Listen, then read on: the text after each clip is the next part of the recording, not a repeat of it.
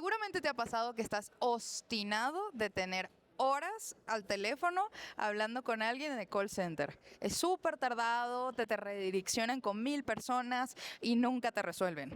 Pero ¿cómo funcionaría esto si lo hiciéramos con agentes de inteligencia artificial? Tuve la oportunidad de hacerle esta pregunta al CMO de Amdocs y esto fue lo que me contestó. I'm the Chief Marketing Officer for Amdocs. Okay, so if you were talking to a student that doesn't know anything about agents, what would be the first thing that you can tell them to start learning about agents? The future of customer engagement in many different companies, it could be a telecom or it could be Nike, will be instead of going to websites and clicking buttons or to an app, you will have an agent. It could be your personal agent, by the way, that on your behalf interacts with a brand, or you as a person interact with an agent. But a lot of the interactions in the future will change from clicking buttons to talking to a persona, which will be the brand persona.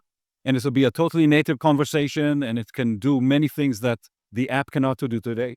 Could you tell me more about your role and the things that you do? I'm the Chief Marketing Officer for Amdocs. We're a global company in 90 countries and providing software and services for all the large telecommunication companies in the world. How do you think that the marketing team can involve with all the technology that is around the agents? I have to tell you that in my company, and this is something very, very important to me personally, is that marketing by definition drives the vision of how things need to look like, and then the engineers need to build it. Marketing teams who do not understand software are not good marketing teams. You have to be up to date, especially today, because there's no wall anymore. It's not that here's the product, now market it. The definition of the product and what it does can be defined by the marketing outside in, because marketing is responsible for the customer view.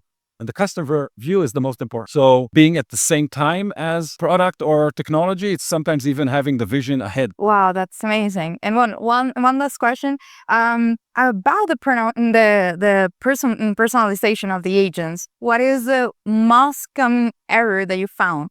Like when you're talking about the empathetic, what is one of the first thing that people make mistakes with I that? think it's on a lower level. I think that the biggest mistake that's happening right now, and this is presentation I did today, is like an alarm clock, loud alarm clock in the morning that wakes you out of bed.